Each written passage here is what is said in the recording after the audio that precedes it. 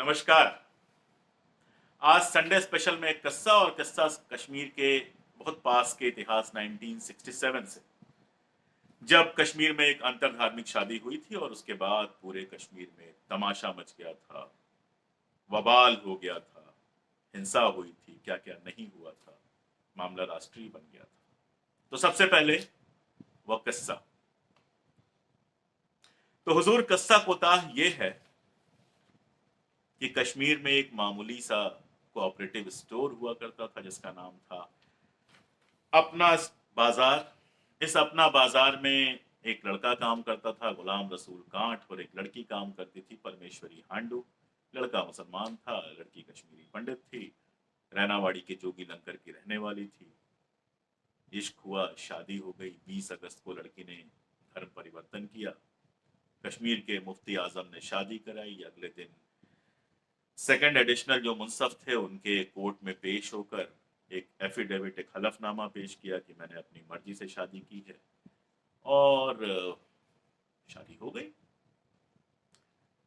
जब शादी करके ये जोड़ा अपने घर पहुंचा तो गुलाम रसूल कांठ के जो पिता थे वो बहुत नाराज हुए। उन्होंने अपने घर में रखने से इनकार कर दिया, क्योंकि कश्मीर में आमतौर पे जो इंटर रिलीजियस शादियां हैं उनको बहुत अच्छा नहीं माना जाता है। इसलिए गुलाम रसूल कांठ के जो पिताजी थे उन्होंने अपने घर में रखने से इनकार कर दिया। अलग घर लेके रहने लगा, जैसा कि आमतौर पे इस तरह की शादियों में होता है।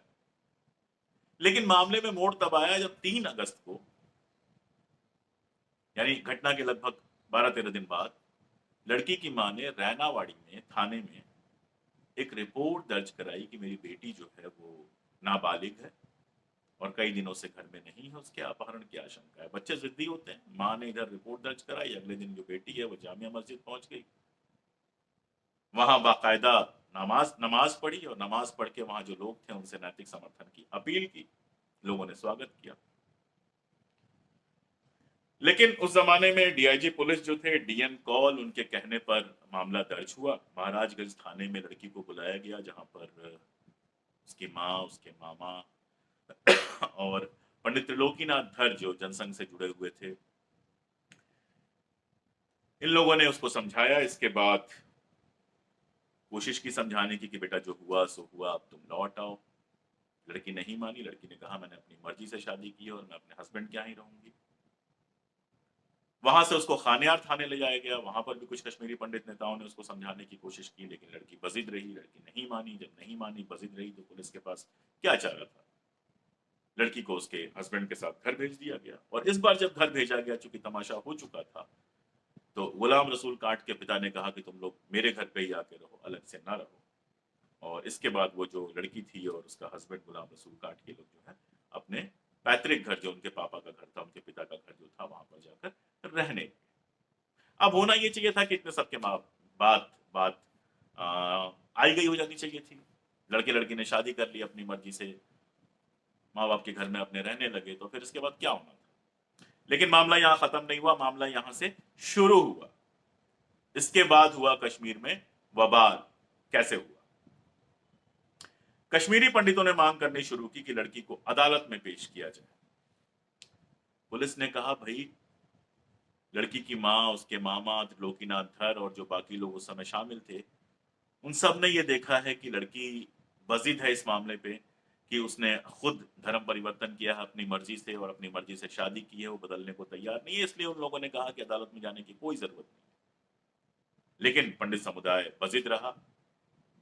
हड़ताल शुरू हो गई, आंदोलन शुरू हो गया, मामला बढ़ने लगा। प्रेमनाथ बजाज एक इंटरेस्टिंग बात ये बताते हैं कि उस जमाने में जितने भी राष्ट्रीय अखबार कश्मीर से निकलते थे, लगभग सबके संवाददाता कश्मीरी पंडित थे। और उन्होंने जो रिपोर्ट बना के भेजी इस घटना की, वो ऐसी बना के भेजी मानो लड़की का अपहरण हुआ। और इस तरह का मामला आप जानते हैं बहुत जल्दी तूल पकड़ता है, तो देश भर में इस मामले की चर्चा शुरू हो गई। इधर कश्मीरी पंडितों का जो इलाका था शीतलनाथ, उसमें एक जगह है शीतलनाथ, इस आंदोलन का केंद्र बना। 7 अगस्त को पहली सभा हुई, जिस सभा में जम्मू कश्मीर विधानसभा के जो तत्कालीन अध्यक्ष थे पंडित शिव नारायण पोतेदार, वो शामिल हुए। और न सिर्फ शामिल हुए, उन्होंने भाषण दिया और कहा कि हालात बिगड़ने के खतरे हैं। अगर हालात को कंट्रोल न किया गया, हालात को संभाला न गया, मामला सुलझाया न गया, तो ये मामला राष्ट्रीय बन सकता है। 8 अगस्त को एक हिंदू एक्शन कमेटी बनाई गई, नाम पर गौर कीजिएगा, हिंदू एक्शन कमेटी, कश्मीरी पंडित एक्शन कमेटी की जगह हिंदू एक्शन कमेटी बनाई गई।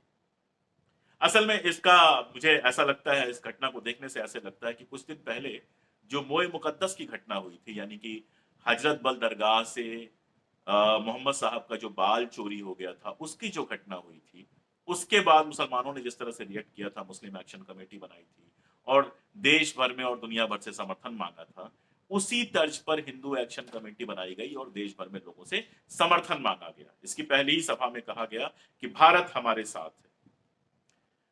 असल में इस मामले को समझना चाहिए, कश्मीरी पंडित मिनिस्क्यूल माइनॉरिटी थे, 4-4.5% उनकी जनसंख्या थी। तो एक अल्पसंख्यक मानसिकता होती ही है कि जहां से ताकत मिले वहां से ताकत लो। तो ताकत का स्रोत क्या था कि भले वो कश्मीर घाटी के अंदर 4% थे, लेकिन राष्ट्रीय स्तर पे वो जो बहुसंख्या थी, यानी हिंदुओं के हिंदू हिंदू थे राष्ट्रीय स्तर पे हुए, तो जो बहुसंख्यक समाज था उसका हिस्सा खुद को समझते थे और उन्हें लगता था कि अगर उनके साथ कोई दिक्कत हुई तो बहुसंख्यक समाज उनके साथ आएगा। तो खैर 13 अगस्त को जनसंघ के बैनर पर सभा हुई। भारतीय जनसंघ आप जानते हैं राष्ट्रीय स्तर का संगठन था। देश भर से हिंदू महासभा और जनसंघ के नेता पहुंचना शुरू किए, दिल्ली से, बेंगलोर से और बाकी जगहों से, और यह आंदोलन लगातार चलता रहा। हालांकि मुस्लिम समाज ने अपनी तरफ से कोई रिएक्शन नहीं किया था, उसे यही लगा कि भाई बेटी का मामला है, नाराजगी जायज है, लड़की ने दूसरे धर्म के लड़के से शादी की है तो नाराजगी जायज है। तो अपनी तरफ से उसने कोई खास हस्तक्षेप किया नहीं, कोई रिएक्शन किया नहीं। लेकिन 21 जनवरी को एक घटना ये हुई कि 21 जनवरी को एक मस्जिद पर आपत्तिजनक पोस्टर लगाए गए। इसके बाद कश्मीरी मुस्लिम समाज में थोड़ी खलबली मचनी शुरू हुई। लेकिन मामला बढ़ा तब जब 22 अगस्त को भारतीय जनसंघ के अध्यक्ष बलराज मधोक साहब कश्मीर पहुंचे। आप जानते हैं बलराज मधोक फायर ब्रांड नेता थे और शायद आप ना जानते हो इस बात को कि कश्मीर से उनका रिश्ता था। गिलगिट बाल्टिस्तान, जो डोगरा कालीन कश्मीर में जो गिलगिट बाल्टिस्तान था जो पाकिस्तान के कब्जे में है, उस इलाके के वो रहने वाले थे। और जब शेख अब्दुल्ला ने भूमि सुधार कानून लागू किया था, उसके बाद जम्मू में जो शुरू हुआ था 370 को हटाने का आंदोलन, उसमें काफी सक्रिय थे, फायर ब्रांड थे, तो कश्मीर में परिचित थे। उन्होंने आकर बहुत गरम गरम भाषण दिया, जिस भाषण में कहा कि मुसलमानों को अगर यही सब करना है तो पाकिस्तान चले जाना चाहिए वगैरह वगैरह। उसके बाद कश्मीरी मुसलमानों की तरफ से भी रिएक्शन हुआ। हालत ये हुई कि मर्द तो मर्द, औरतें भी सड़क पर आ गई। एक बड़ा अजीब सा दृश्य जो कश्मीरी इतिहास में ना पहले कभी देखा गया ना उसके बाद कभी देखा गया, वो देखने को मिला, जिसमें झेलम के एक किनारे औरतें, एक मुस्लिम समाज इकट्ठा हुआ, दूसरे किनारे पर हिंदू समाज इकट्ठा हुआ और एक दूसरे को गालियां दी गई। कश्मीर जैसे समाज में ये बड़ा अजीबोगरीब दृश्य था, बल्कि दुखद दृश्य था, लेकिन हुआ। एक तरफ से नारा लगा कि हमारी बहनें वापस दो, दूसरी तरफ से नारा लगा इडियट मधोक मुर्दाबाद। चलता रहा मामला, सड़क पर था तो लाठीचार्ज भी हुआ, कुछ पंडितों की डेथ हुई तो वहां पे उनकी शव यात्रा निकली जिसमें बहुत सारे लोग शामिल हुए। फिर बवाल हुआ, मामला चार्ज रहा, बाहर के बहुत सारे लोग वहां पहुंचे, राइफल लूटने की घटना हुई, एक पुलिस वाले का राइफल लूटने की घटना हुई और कुल मिला जुला के पूरा मामला जो है बहुत चार्ज हुआ और कम से कम श्रीनगर में लगातार बवाल चलता रहा। फिर कुछ कश्मीरी पंडित नेता जो है वो दिल्ली पहुंचे। दरअसल उनका दुख ये था कि डीपी धर जो इंदिरा गांधी के बहुत नजदीकी थे और बड़े कद्दावर कश्मीरी पंडित नेता थे, वो ज्यादा समर्थन नहीं दे रहे थे। उसका बहुत साफ साफ कारण था कि चूंकि हिंदू महासभा और जनसंघ उसमें बहुत एक्टिव थे और डीपी धर साहब स्थानीय कश्मीरी पंडित थे, उनको ये अच्छी तरह से पता था कि जो शादी हुई है वो, उसमें लड़की ने साफ साफ कहा है और लड़की लगातार इस बात को कह रही है कि उसकी मर्जी से हुआ है, धर्म परिवर्तन हुआ है। इसको सांप्रदायिक बनाने की कोशिश जो है वो कश्मीर के लिए नुकसानदायक हो सकती है, इसलिए डीपी धर साहब उसमें बहुत हिस्सेदारी कर नहीं रहे थे, बल्कि खिन्न होकर उन्होंने अपने पद से इस्तीफा दिया, बाद में वापस भी ले लिया। लेकिन जब इंदिरा गांधी के पास कश्मीरी पंडित अपनी शिकायत लेके पहुंचे तो उन्होंने गृह मंत्री वाई बी चौहान को वहां पर भेजा। ये किस्सा मैंने बहुत विस्तार से अपनी किताब कश्मीर और कश्मीरी पंडित में सुनाया है, आप उसको पढ़ सकते हैं। जब वाई बी चौहान वहां पहुंचे तो अंत तक क्या हुआ, दोनों समुदायों को मिलाकर उन्होंने बातचीत की।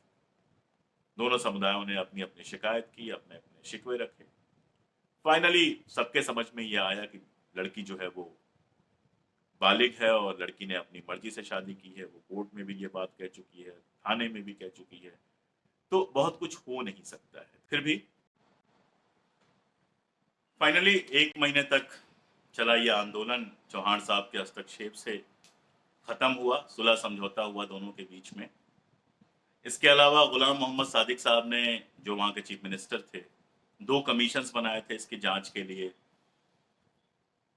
इसके अलावा कोर्ट में केस गया था जिसमें बड़े-बड़े कश्मीरी पंडित गए थे, लेकिन चूंकि मियाँ बीवी राजी थे, लड़की अपने बयान से नहीं बदली, तो ना तो कोर्ट केस कहीं पहुंचे और ना ही जांच कमीशन की रिपोर्ट कहीं पहुंची और मामला रफा दफा हो गया। फाइनली मान के चलिए कि मियाँ बीवी खुश खुश रह रहे होंगे, लेकिन इस किस्से ने, इस घटना ने, इस बवाल ने ये बात तो साफ कर दी कि 60 के दशक में भी कश्मीरी पंडित और कश्मीरी मुस्लिम समाज के बीच सब कुछ ठीक ठाक नहीं चल रहा था और बाहरी जो हस्तक्षेप हो रहे थे जनसंघ जैसी ताकतों के और बाकी, उन्होंने भी कश्मीर में इस तनाव को बढ़ाने में अपनी भूमिका निभाई।